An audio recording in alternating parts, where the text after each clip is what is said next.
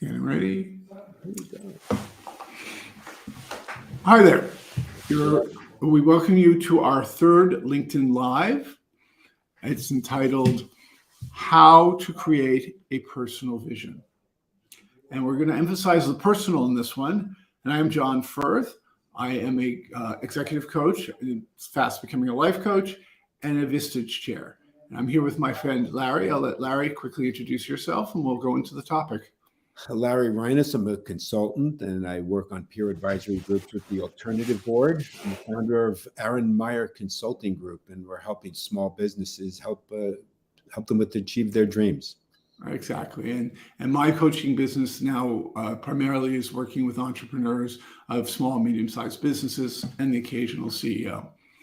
Now, today's topic, I said in the announcement that it had 5 parts to it. So we are going to have 5 sections, and we're going to talk about something quite a number of people might know about, but may not have really understood, which is how to set a smart vision, a smart mission statement, and be smart about implementing it. And we're going to delve into that very, very intensively. So SMART stands for specific, measurable, attainable, relevant, and is it time bound. Now, let's start with our personal missions. What's your vision? What is your vision for success in your case? Well, my vision is it sort of is happiness. My vision is to have a great work-life balance and to have a healthy family. And that's where my vision really stems from. It bleeds into what I do for a living by helping people and moving people forward in their lives. And it's the same thing with building a family and building a strong family unit. Right. So for me, I want that work-life balance where I'm sure, very present in either aspect of my life in a very healthy manner. Right. Now, I don't have children, so mine's a little less family focused and a little more impactful for the world. But for me personally, it's to remain as independent as possible and create wealth. Now, I come out of a corporate career. It was about 8 years ago that I switched to independent, and there were reasons for that. One is because I didn't believe I could get a decent job at the age of 53, but that was more head trash probably. But it was also a belief that I really had something to give to the world personally, and I wanted the independence and the freedom to do that. And I attached the finance to that because I live in New York, and if you don't have some sense of finance, you can go under real fast. So for mine, they're a little more finance related. But the important thing is, as we'll talk about in a second, is the underlying why. And in my case, it is to work with leaders who have far more reach than if I were to not work with leaders and other people. I once worked for the CEO of Sony. There were, I think, 150,000 employees. I've worked with a number of big CEOs of big companies. I would say I come close to maybe 500 million people that have been touched indirectly by me working with a leader and improving their leadership skills and ability to build a great business. So that brings us down to how we're going to talk today. Now, we talked about the vision. What about a mission statement? How are you going to do this? So that's always the great question, right? So you have to figure out, and I've used the SMART methodology, which is some SMART goals to work on both vision and mission. We do that. My mission is to help others, is to create the strong foundation of the family, to create a strong foundation of an organization that helps other folks and helps them achieve what they want to do. And whether that's inside my family or outside my family, it's sort of there's sort of an alignment there. So it's sort of the same idea. I'm just using leaders and you're using your family as the proxy for getting out into the world. That's correct. And helping and making a difference. And the difference we make is, everything begins at home in my estimation, right? And that's where society is most affected, right? But when you do things well, personally, it's think globally, think globally and act locally. Act locally. We do that. whatever our respective goals are, the world's a better place, actually. Exactly. And that's pretty much any proper vision, a smart vision, is about other people. I see we have a comment. Daph Awad says hi. So hi, Daph. So remember, you guys can type in questions. We will take them as they come up. I think we've covered what is SMART. Again, it's specific, measurable, attainable, relevant, and time-bound. So we're going to disaggregate each one of these. And again, I will be watching out for the comments to see if any questions come up. But more importantly, or equally important, you can reach me under this information. That's my email address, my telephone number, and my website. Should you have any questions about this or about my practice, I always give a 30-minute free introduction, maybe a mini coaching for you to get to know me. And I'll let Larry talk about himself really quickly and how you can get in touch with him. Yeah, no. So my information's down below. I think we're on LinkedIn. You can push the button, send me a DM, and I'm open to speak with people. Those who know me from LinkedIn and my business know that I'm open and available to chat about whatever it is that has to do with business that I could help you with. Excellent. By the way, Tom Damstra says it's a great podcast and he's enjoying it. Thank you. Thank you very much. That's all part of our vision and for the world and for ourselves, is to help people enjoy it and learn. Agreed. So let's go to our first topic, specific. So the S in SMART, just how specific is specific in this context? Well, so what we want to do when we go through our goals, it's, someone this morning said to me, oh, it's so hard. How do I figure out what my vision is? How do I figure out what my mission is, what my goals? And it takes time, and you have to get to a very rudimentary level for a very basic level, and you can construct it. So when we construct the specific of something SMART, it's what is identifiable. Why is it? The why, the who, the where, and the which of being specific. And we can we'll address all those now. So let's do that. Let's start with each one. Let's start and talk about the why. So what's identifiable about John first? Well, we talked about it briefly. The what really is being a coach and being the best coach I can be. So underlying the being independent, being a coach is, there are coaches who are full-time employees, but the bulk of coaches, at least who I know, are either aligned as an independent contractor with an organization or have their own company. But what really is very specific. It's being a coach for leaders who want to make an impact, but also need to have a sustainable company. Cash is king, and there's nothing worse to see than somebody who's totally mission driven, but forgets the fact that there has to be money involved. So that's really what it's about. It's about making an impact through working with leaders, and therefore being able to pay my bills and being able to have the freedom to do it the way I want to do it. What about you? So, the what is the family unit? It's for me being self-employed and having the flexibility for the work-life balance and being able to touch the folks that I'm looking to touch. And that's that. I'm going to just leave it at that because we're going to get into the why. So let me just get into the why. So why do I do that? It's something in my DNA where I get a charge out of helping people, the humanitarian efforts of being involved in the world and helping just a neighbor or a friend, or in this case, help watching my children grow in a specific way with specific morals and ethics. That's my why. That's why I'm looking for that. I want to be available. I don't like the song Cats in the Cradle from Cat Stevens is sort of inspirational for our family, right? I said to the kids, if you need me and I'm not there, you just say cats and I'll stop what I'm doing. Good.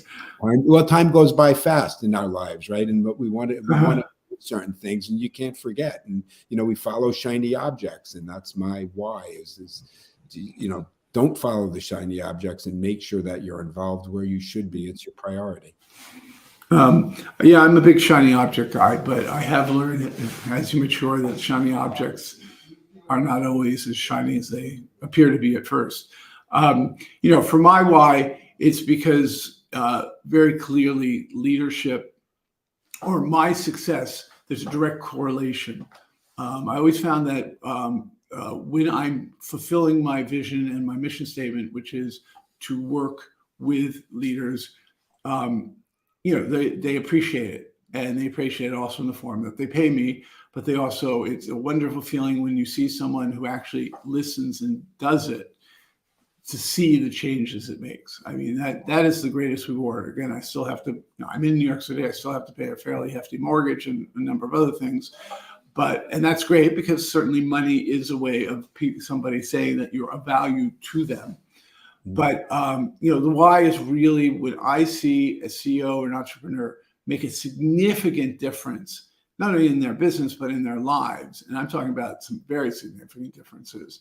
Difference between not really being committed to your business, the thing is just piddling along, a year later selling it for $40 million, as one of my clients did, and taking home a significant amount of that. When you were certain a year and a half ago when I started working with you, that was it. You were going to go back to being an employee. That, for me, that's what makes it all important. And the fact that all my people really work hard to treat their employees well and to make an impact in the world. That's really why I do it. By the way, why is really very emotional. So for those of you who are wondering sort of how you play this, it is very emotional. You have to feel it at some point. It has to grab you. It has to be compelling, but it's the emotional core to a vision, creating a vision. Seemingly we both did the same thing. When we talked about the why, we also talked about the who.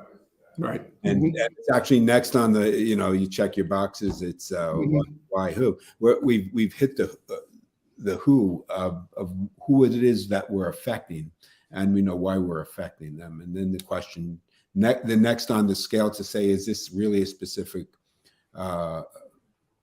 vision or goal that we're looking for? Is where will it be performed? Where is this going to happen? And I'll share that I know that life changes and always throws things at us, and we set goals and we set visions, and we have a 1-year vision, a 3-year vision, a 5-year vision, and then something maybe longer term, beginning with the end in mind, obviously. And the where becomes not as, it's funny, we're talking about specific, but the where is not specific. But there are certain criteria for which the where is. The where for me is in a community that offers good education, that's community service, that's not urban. It could be rural, it could not be. And so my where is actually an ephemeral where. My where is in a kinder and gentler community where there's good education, there's good recreation, and there's fresh air, and there's not the hustle and the bustle. That's great. There's a great way of putting it. In this day of cyberspace, your where could be in cyberspace. Literally could be in front of your computer. For me, my where has always been where I can make the greatest impact. So, for example, I was hired by the CEO of Sony under the condition I moved to Tokyo. Well, that was it. I mean, if I wanted to do the job, I had to move to Tokyo. The reason why I'm in New York is because that's my hometown. I was born actually just down the street. You see a picture of the promenade in Brooklyn behind me. That's about a block from where I was born. My parents lived on Remsen Street. So I sort of always come back, touch base between living in Germany and Japan. But I go where I can make the biggest impact with leaders. So that it can also mean going to conferences, can mean doing LinkedIn Lives, anywhere where C-suite executives who will have an impact simply by being a business owner or a CEO or what have you. I go there. So I'm always there where people, my target audience, if you will, is listening, is aware, wants to be there, wants me to be there, and so forth. So that's kind of how I define where, both so geographically, but now, of course, through LinkedIn Live and other communications media. Yeah. Did you want to say anything else, or shall we go to the There's witch? the whole digital nomad concept, which has been very interesting for people's wear, because people are now digital nomads and they're traveling around achieving their goals. I don't know that they would have written ever down, I want to be a digital nomad. I don't know that it was a thing until sort of recently. But yeah, but we move on to the which resources are available or needed for you to achieve the goal, right? And I think in both cases, it's mindset. For me, sure, it's mindset, right? So your mind has to be clear on where you want to go and what it takes to get there. The resources, it's human based. We chose human based, smart visions and goals, ephemeral ones that can shift places. But the resources are the same. It's human resources. Yeah. So if you look at it that way, there was a reason why I put independent into my vision. Not so much that I didn't want to work with other people, but I wanted the freedom to choose as needed the people I was going to work with. Like you, we met in LinkedIn, about 9 months ago. We hit it off. We started talking, and we decided to do this. In a more structured setting, i.e. a corporation, I may not have that kind of freedom. So for me, the which is very much tied to staying independent, which defines tons of my activities. Also defines the fact that I can go through existential angst pretty quickly. When the cash flow is not there, it could also mean I get a windfall every now and then. But I chose that. Right. Good. So let's shift on to the M, the measurable. Tap the button. There you go. Great. So measurable is basically something. Is the end result quantifiable? And what's the unit of measurement? And is there a clear data point? Many times there are. I think again we chose something that's less concrete, but it doesn't make it less meaningful. We chose to say that we want to achieve certain humanitarian issues, and we want to live in a certain way, and we want to affect a certain amount. We want to affect a certain other people, or business associates, and there is quantifiable, right? If we know if we're touching people. I know that when I finished one of my projects. I got a phone call from a family member that said, I want to thank you. My spouse is now home on weekends playing with the kids. And there's no more 70-hour work weeks. And I don't know what you did, but thank you. So yeah, that's measurable. Those phone calls when I speak with people, when people share that with me, and I'm sure that you get the same with your clients, and I get it with my kids as well.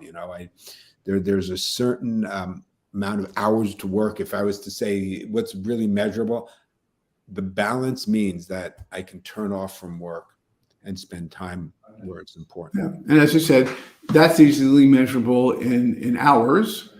But people do tie, or these days, there's a huge movement to try to quantify everything, for better or for worse. And, in particular, soft things. How do you quantify happiness? Several people have happiness indexes. How do you, I just finished a course called Positive Intelligence. They have what they call a PQ score, your positive intelligence quotient, which measures how positive you approach things. So for me, the measurable is on one hand very easy because it's finances, although I have to say I struggle with having measures, especially financial ones, which is why I think I started out when I left corporate America 8 years ago with I don't want to bankrupt myself. That seems to be, it's a little small, but it is measurable. As long as there's money in the bank, I'm being successful. I've since modified that and realized I was playing too small. I have to say I don't have a number. Specific. I have a generalized sense of what I need to do and have in the bank when I'm finished with all this. But then on the other hand, I don't think I'm going to retire ever. So, but we'll address that under the fifth point, which is time bound. But for me, measurable is, the number of hours that I can work independently and somewhat unquantifiable sense of fulfillment, which I haven't tried to quantify, but after this conversation, I realized it might be worth trying to do that. And it's fulfillment, it's happiness, it's impact in the sense that the feedback I get from my clients is very important. Getting paid is one form of feedback. Not getting paid is another form of feedback, negative one. I have had 1 or 2 clients who haven't paid their bills, but 98% do.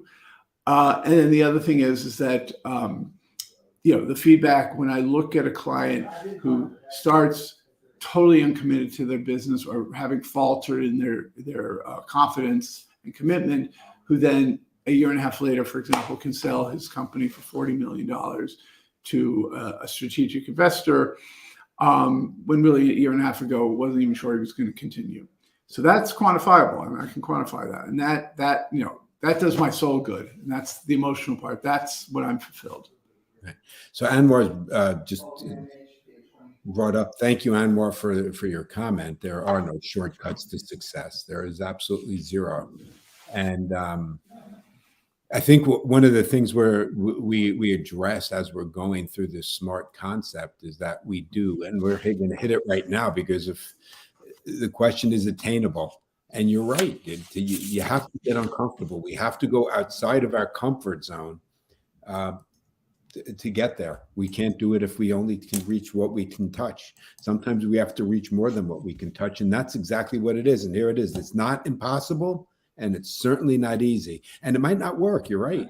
There's no way everything's going to work. And that is exactly how we do it. But what we also want to do is make sure it's within reason, right? So when we talk about attainable, we talk exactly about that. What's your reaction to the goal? Is it realistic? Is it overwhelming? And do you find it motivating? These are 4 very important questions that you ask that address exactly what you just said. So John, I think it's a great comment. This is awesome. This is exactly it is. There are no shortcuts. In my moments where things aren't going the way I want them to go, I just had I think the second year COVID was not easy for me emotionally or psychologically. I got through it with some help from a coach and from some courses I took. And what I realized is it's work. Sometimes you just have to do the work with very little attachment. Just do the work. And that's really what it is. The other thing is we all have the danger of failing, and the fears that we have of failing can drive a lot of dysfunctional behavior. So fear underlies so much. And part of success is also being able to recognize your fears, look at them, and then dispel them. What I call the irrational fears. Right. Anwar's written a follow-up note. I love this one too. Wow, he's a great guy. The media wants overnight successes, so they have someone to tear down. Ignore them. Yeah, that's basically it. Ignore the media. But that's I had a coach who said, "Stop watching the news. It's doing you no good." So, that's exactly it. So here, going through this process, we're talking about being within, reaching into yourself and understanding what you want, and ignore the naysayers, ignore the mainstream, that's silly, ignore the social media black holes that you go down. That's why we have to do this. The formula that we're using here is helping you get through so that you're not falling into any of the traps. What's the reaction? When you get the phone call and they sold 40 million, that means what you're doing is attainable. When you're having success, it's attainable. And that's when you push it a little further. So you in specific, if I may, you're in a different place, but you had all these successes, and all you really did and your transformation was to say, I'm going to take my past successes and bring them to the next step. And that's where you are. If you see yourself as having past successes, this is where the failure thing can get your mind a little bit in the wrong place. For me, it's actually easier for my clients, and I think a lot of people would say this maybe behind closed doors or open. It's easier for me to look at them and saying, you have the talent to go do this. I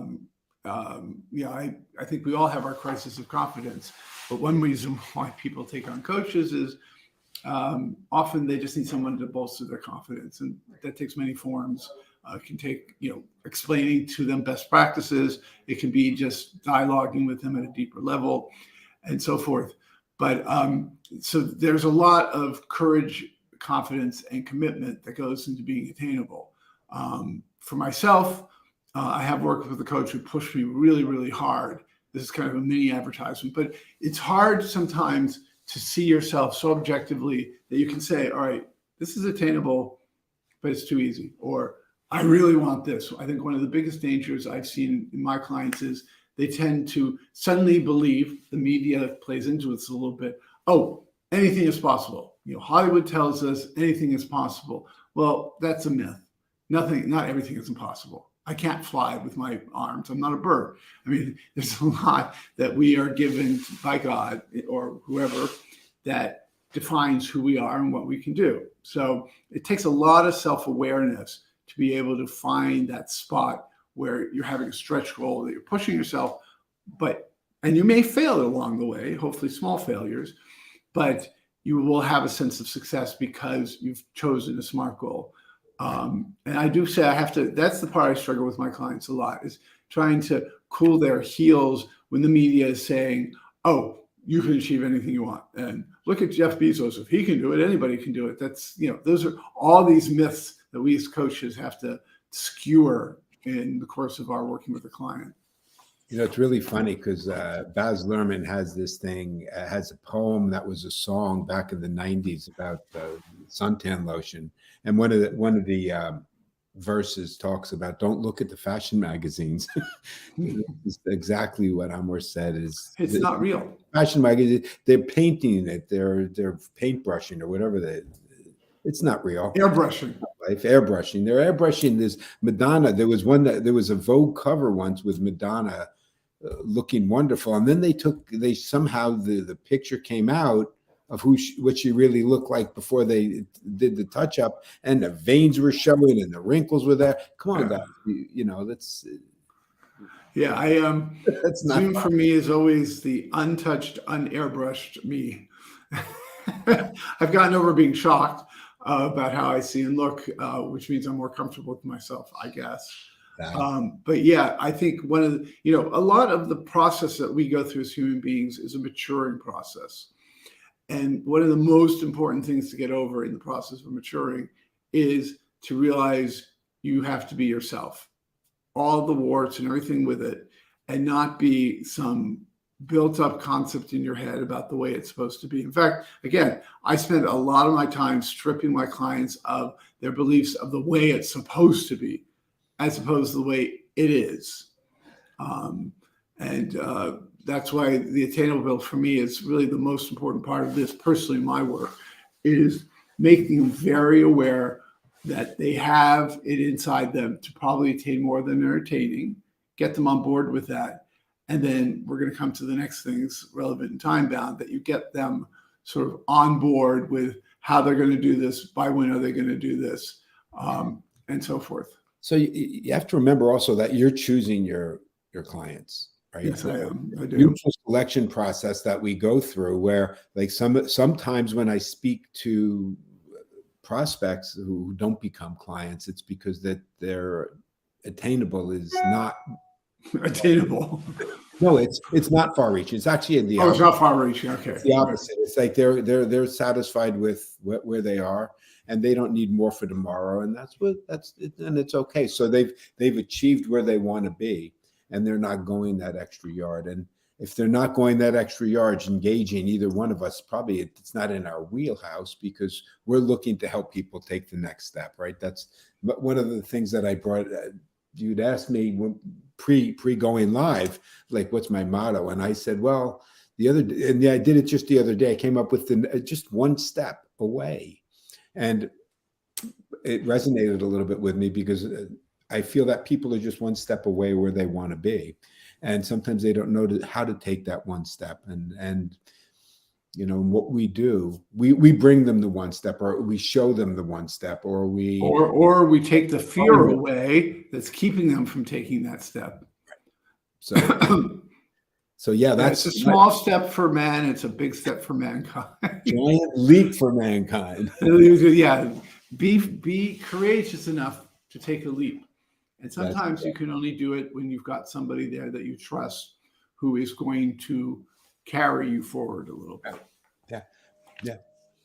Yeah. It's And I think the other thing is, excuse me? I've said someone to hold your hand through it, because Yeah. it's a little scary sometimes when you bring them to the next step, or when you bring them to a new territory.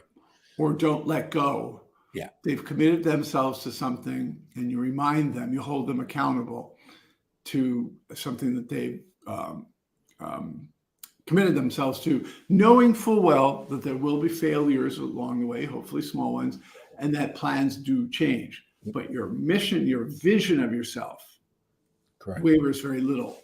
It changes, but it changes much slowly. I said earlier on when we were talking that mine seems to go in 5 or 7 year sort of movements, where it will change somewhat. And I've had 2 major revisions to my vision, but based on major life events that just shifted or made possible something I had always wanted to do, but didn't have the courage to say it, for example.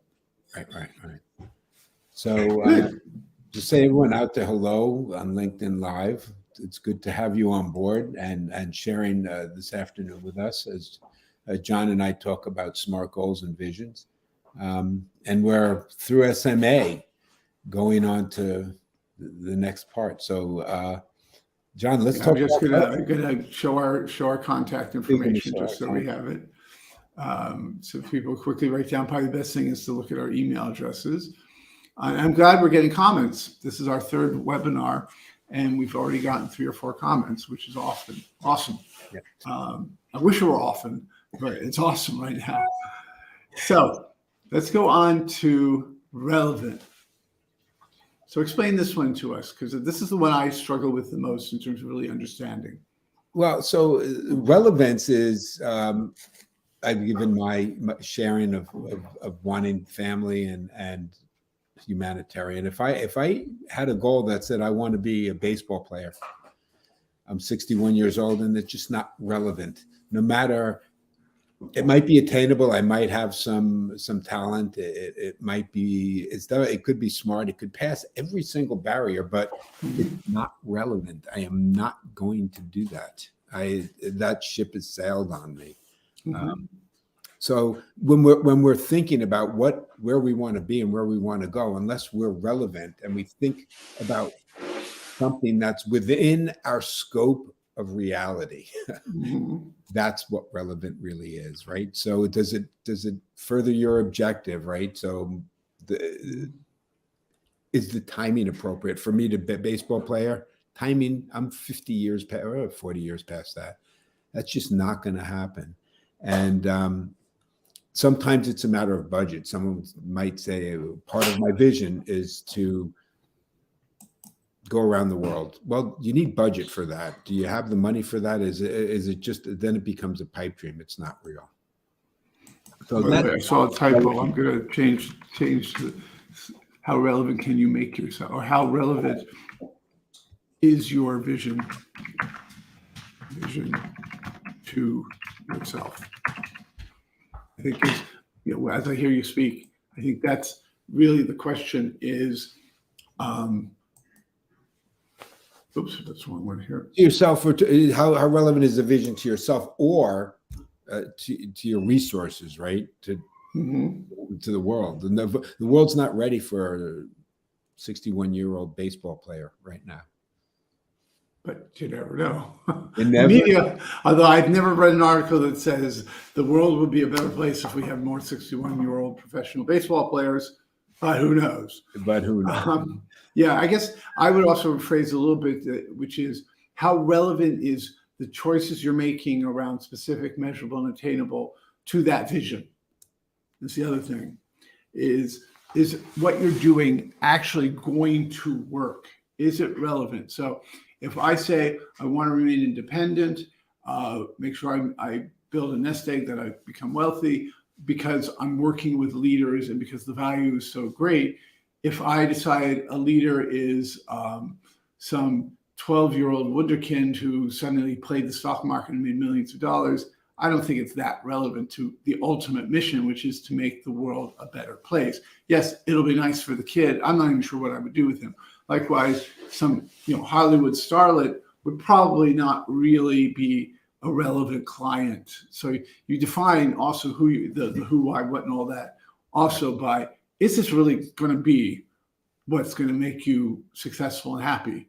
Or are you starting wasting, how many clients do you have who suddenly discover they're going after the wrong target audience for their mission, that they're often you see they go for smaller clients who don't have a lot of money and they're wondering why they have cash flow problems. They need to step up and go to a higher level, because if they're offering a service that really is only affordable to larger organizations and so forth, then it's not relevant what they're doing, because it's not going to help them achieve their vision. That's right. Kind of my interpretation a little bit.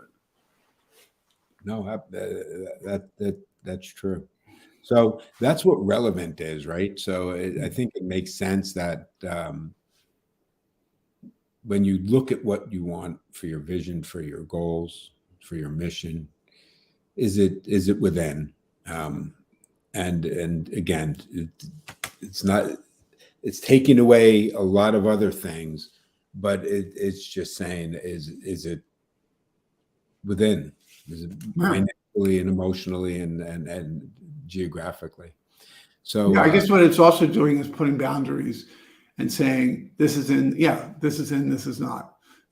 What are you not going to do? Well, that's not going to do any good. That's not going to help me towards it. Good. So we come to our final one. And again, if anybody has questions, we still have about 20 minutes left. And this is one of my favorite ones, which is time bound.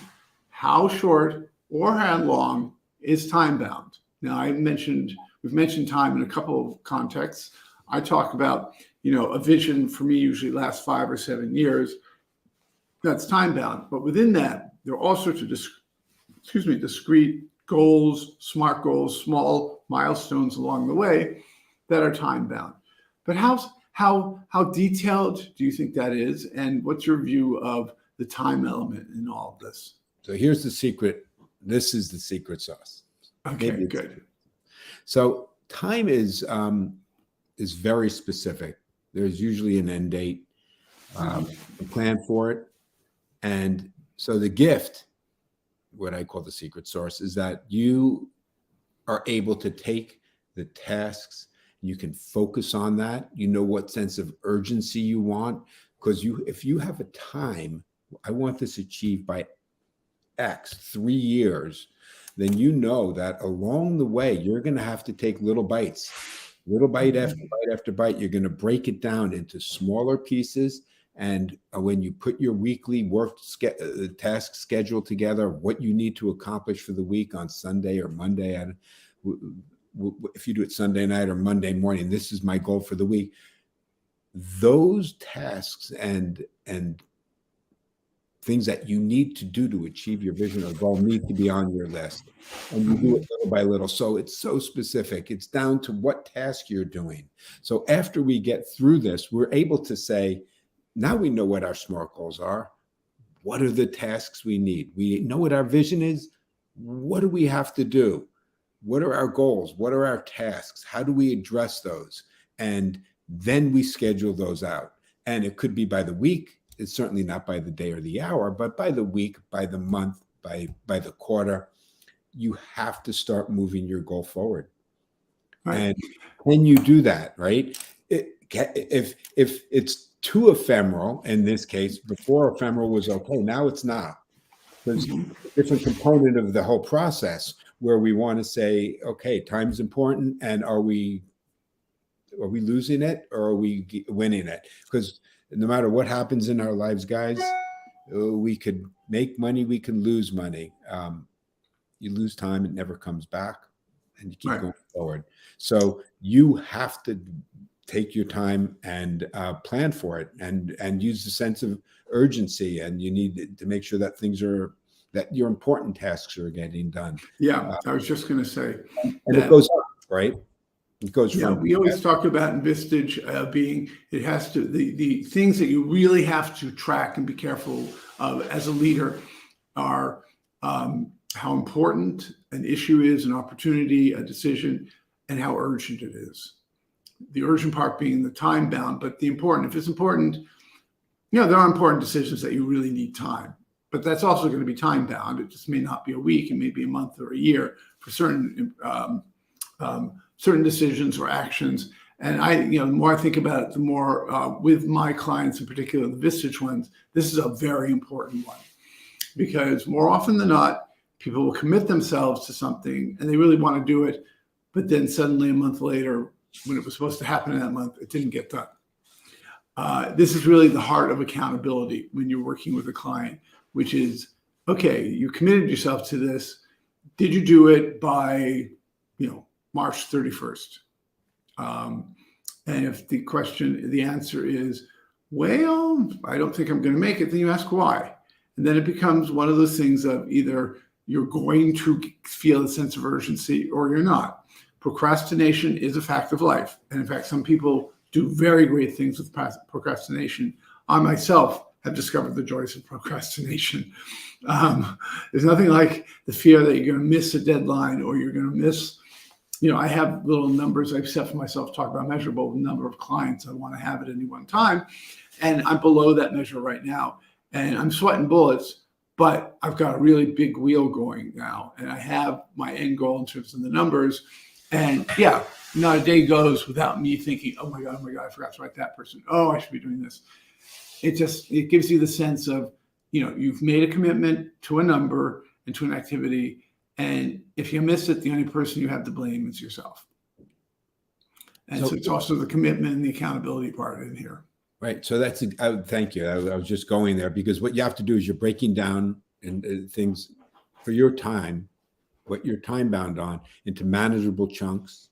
You assess the manageable chunks, and then you figure out through an accountability system, hiring a coach like us, a consultant, or having an accountability partner. Yeah, an accountability partner. It could be, it's harder for friends and family because they're more forgiving. Usually you want someone who, if you don't do it, you'll be embarrassed and it'll be meaningfully embarrassed, right? Yeah. Otherwise, it's easy to tell your friends, oh, we went out for dinner and I couldn't get that done. You don't want to hear that. That's not an accountability partner. Yeah. So, accountability is when you're launching an important product that's going to redefine your business, and you've got 2 months left, and suddenly for some reason you're now saying it's going to take 6 months.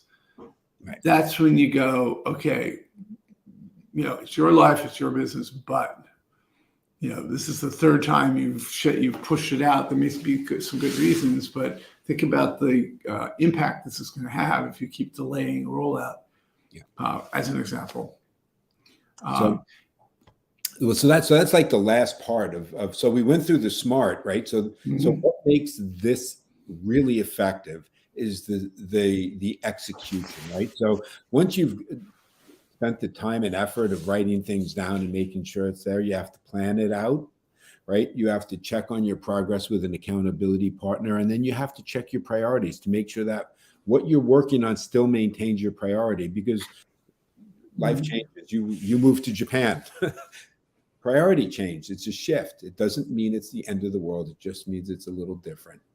But it does shift what your priorities are. Yeah. Prioritization is one of the most important things that at least my clients have to address at some point. Because if you can't prioritize, your work-life balance it's the first thing that's going to crumble if you can't prioritize. The other thing is you can tread water for months, if not years, because you're not prioritizing. Right. You can literally work yourself to death because you have no idea why you're doing what you're doing at that moment.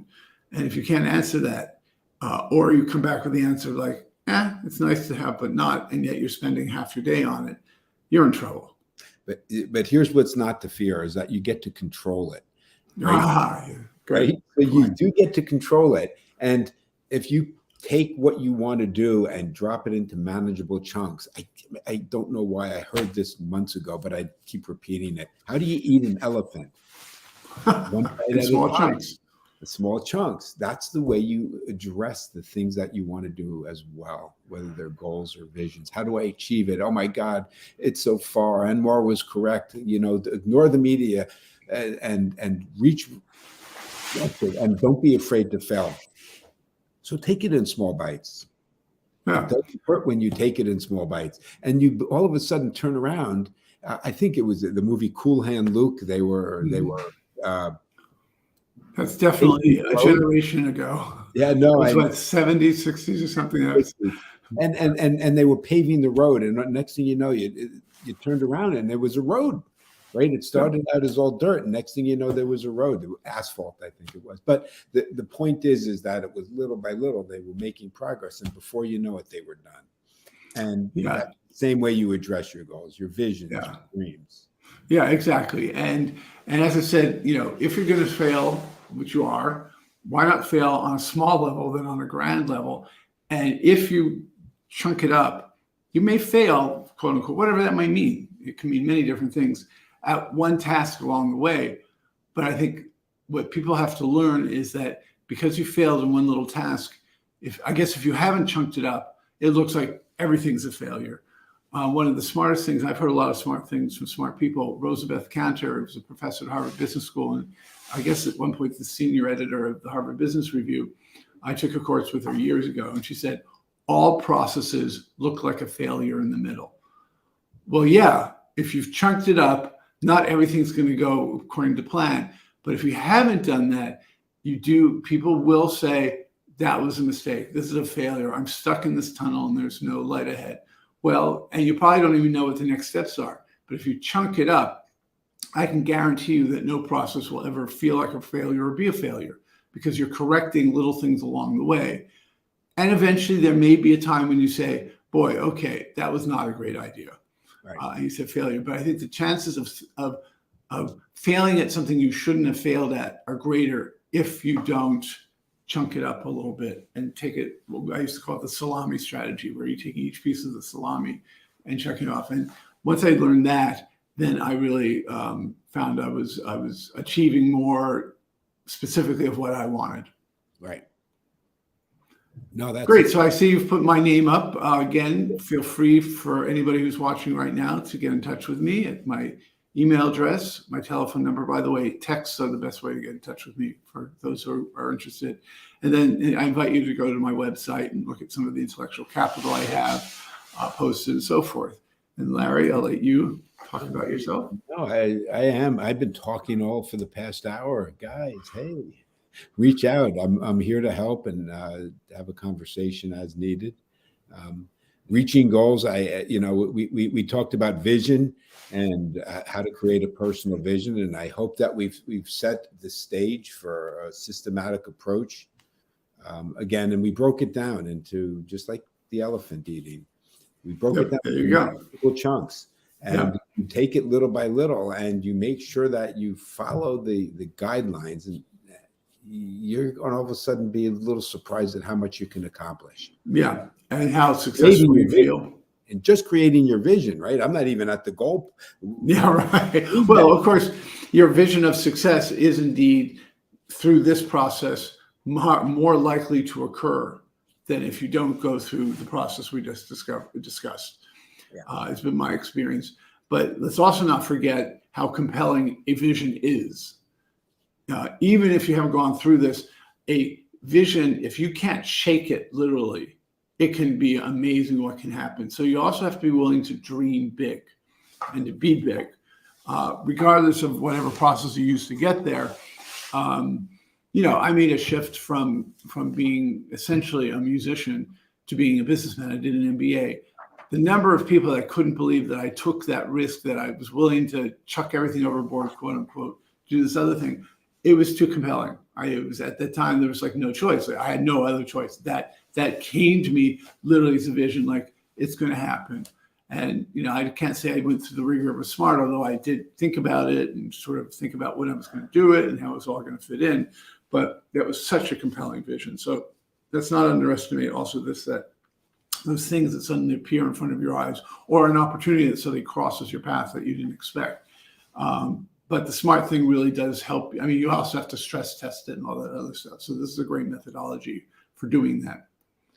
So we have a few minutes, and I just, I'm thinking about what might be considered an irony. John and I, we both work with, John works with Vistage and I work with the Alternative Board. And both are peer advisory groups, and we both basically do the same thing. We're sort of competitors. I'm more geographic bound than John is.